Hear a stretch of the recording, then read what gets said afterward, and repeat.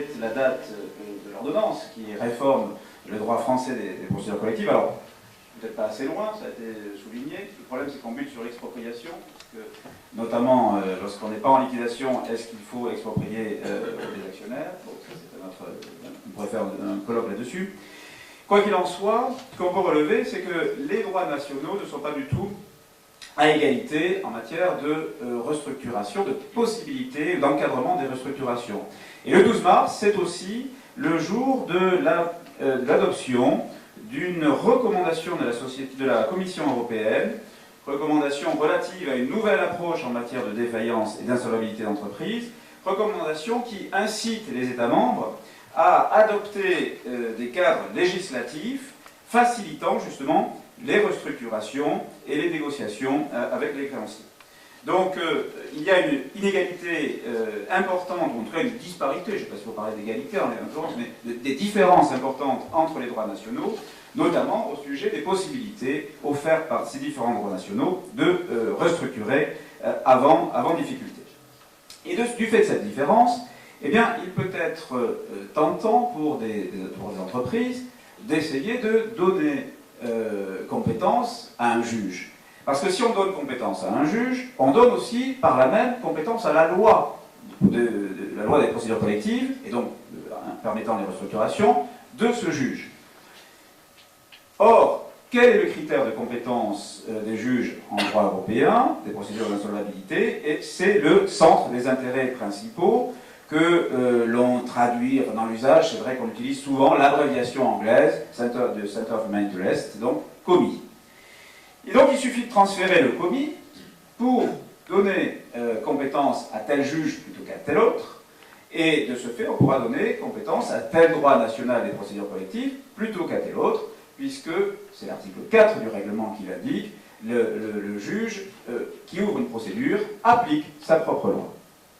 Or, le COMI peut être transféré, il peut l'être, le COMI des personnes physiques peut l'être, il suffit de déplacer le domicile professionnel, et c'est la même chose pour les personnes morales, puisque l'article 3 du règlement 1346-2000 sur les procédures d'insolvabilité prévoit que le transfert du COMI peut résulter tout d'abord du seul transfert ou du simple transfert de siège. Alors je dis simple transfert de siège, en même temps le transfert de siège, c'est pas forcément très simple.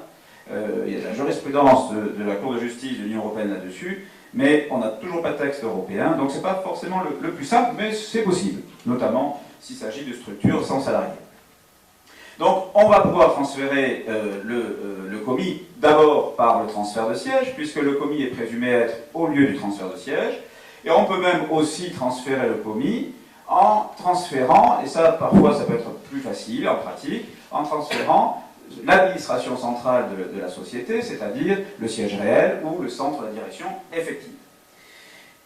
Et l'arrêt interdit de la Cour de justice, 20 octobre 2011, accepte tout à fait cette possibilité et prévoit simplement que ce transfert de siège aura un effet dès lors qu'il intervient avant la demande d'ouverture de la procédure collective. Donc il suffit de transférer son COMI, soit par le transfert de siège statutaire, soit par le transfert de siège réel, voire par les deux, juste avant, enfin en tout cas avant de demander l'ouverture d'une procédure, et même si le délai est relativement bref entre le transfert de siège et la demande d'ouverture de la procédure. Donc c'est un moyen tout à fait opérationnel de modifier la compétence du tribunal et donc de modifier la compétence de la loi applicable, qui a été reçue en jurisprudence. On a eu une décision du tribunal de Cologne en janvier 2008, c'était donc déjà il y a quelques temps, dans une affaire Ping Group AG. Dans cette affaire, le siège réel d'une société était au Luxembourg, il est transféré entre Noël et le 1er de l'an en Allemagne, et 3 semaines après, le tribunal de Cologne accepte d'ouvrir la procédure de droit allemand. Alors, Renat avait eu l'occasion de dire quelques mots sur cette décision. D'ailleurs, c'est lui qui a apporté à la connaissance de la doctrine française cette décision. Dans ce cas-là, pour l'approuver, pour ma part, j'étais un peu plus sceptique, mais bon, pourquoi pas. Simplement, il est évident que cette jurisprudence a lancé ce qu'un autre auteur, qui est par ailleurs magistrat, Jean-Luc Valence, a appelé le tourisme judiciaire. Or, le tourisme judiciaire, a priori, n'est pas dans les dispositions du règlement 1346/2000, puisque celui-ci comporte un considérant 4, que je vais vous lire. Il est nécessaire, pour assurer le bon fonctionnement du marché intérieur, d'éviter que les parties ne soient incitées à déplacer des procédures judiciaires d'un État membre à un autre en vue d'améliorer leur situation juridique. Et, entre parenthèses, forum shopping.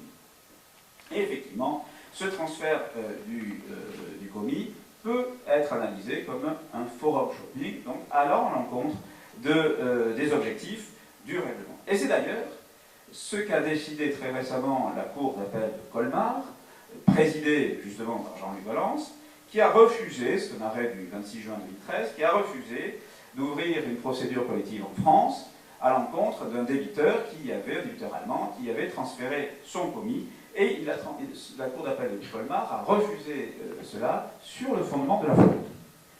Donc il est intéressant de constater qu'un transfert de commis peut être frauduleux. Et ensuite, il est intéressant de savoir comment caractériser un tel transfert de commis frauduleux. Si on s'intéresse à ce transfert de commis frauduleux, tout d'abord, un premier élément, quel pourrait être un indice de la fraude? Un premier élément auquel on peut penser, c'est le délai entre le transfert du commis et la saisine du tribunal. Si on transfère le commis quelques jours ou semaines après, on demande l'ouverture d'une procédure d'insolvabilité, il y a de fortes chances, on peut penser en tout cas, que ce transfert a été motivé presque exclusivement par l'intention d'ouvrir la procédure auprès du juge du nouveau commis. Alors en France, en droit français, nous avons une disposition qui évite cela. C'est l'article R600-1. Cet article prévoit qu'en cas de transfert de siège, alors c'est en interne, voire en international, en cas de transfert de siège, eh bien, la compétence est conservée à la juridiction d'origine dans les 6 mois qui suivent le transfert de siège. Ce qui évite au moins ça. Il y a une période de 6 mois de carence, en quelque sorte. Le problème, c'est que cette disposition, qui est tout à fait intéressante, n'existe pas, il n'y a pas d'équivalent dans le règlement 1346/2000, et, pour ma part, je le regrette, la Commission européenne, dans sa proposition de modification du règlement 1346/2000, ne prévoit pas non plus d'intégrer une disposition se rapprochant de cet article R600-1, qui est donc inapplicable dans le cadre européen. Pour autant, dans une telle hypothèse de demande d'ouverture à bref délai après le transfert de commis, il est possible, il y a des moyens de s'opposer à la compétence du tribunal du nouveau siège. Et ce, sans même invoquer d'ailleurs la fraude. Alors, en effet, si le débiteur a transféré son siège statutaire, et qu'il demande ensuite rapidement l'ouverture d'une procédure dans l'état du nouveau siège statutaire, eh bien, il est possible de faire valoir que le commis, lui, est resté dans le pays d'origine. C'est ce qui est arrivé, là encore, dans une affaire allemande, dans l'affaire Hans Brottier. La High Court, donc transfert du siège statutaire d'Allemagne vers l'Angleterre. Les dirigeants de la société demandent l'ouverture au juge anglais d'une procédure de droit anglais. Là, le juge anglais fait droit à cette demande, mais par la suite se rend compte qu'en réalité le commis est resté dans l'état d'origine. Et à la demande du syndic, la High Court est revenu sur sa décision, a rétracté sa décision lorsqu'il a été prouvé que le commis était resté en Allemagne. L'arrêt Interedil que j'ai cité tout à l'heure de la Cour de justice de l'Union européenne va exactement dans le même sens. Il prévoit que dans le cas d'un transfert de siège statutaire, c'est donc au nouveau siège statutaire qu'est présumé se trouver le centre des intérêts principaux, à moins que la présomption ne soit renversée par la preuve que le centre des intérêts principaux n'a pas suivi le changement de siège statutaire.